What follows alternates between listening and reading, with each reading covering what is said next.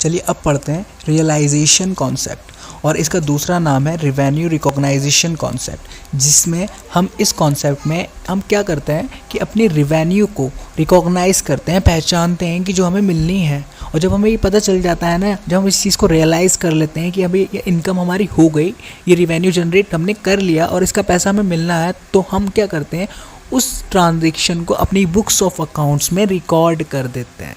ठीक है, this concept tell about on those transaction which are actually realised. ठीक है, जहाँ पर हम अपने रेवेन्यू को रियलाइज़ करते हैं, पहचानते हैं और ट्रांजेक्शन कर देते हैं।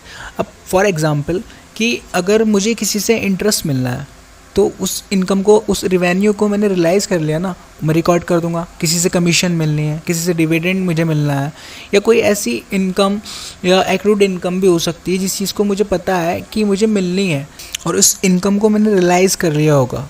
ठीक है, उसको मैं रिकॉर्ड कर दूंगा।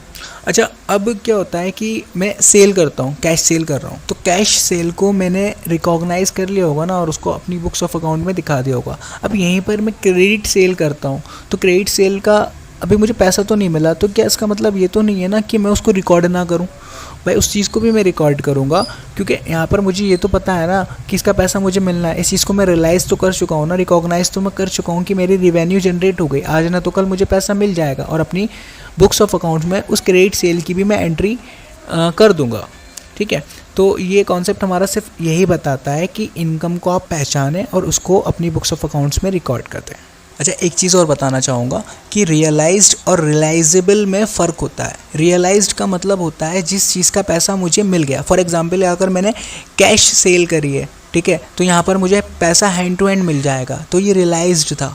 और रियलाइजेबल का मतलब होता है कि जहाँ पर मुझे पैसा मिलना है, अभी मिला नहीं है। फॉर एग्जांपल यहाँ पर क्रेडिट सेल की बात कर सकते हो कि मैंने उधार माल बेच दिया लेकिन अभी पैसा मिला नहीं है, लेकिन हाँ मैंने अपनी उस इनकम को रिकॉग्नाइज़ कर लिया है और अपनी बुक्स ऑफ अकाउंट्स में दिखा दिया है।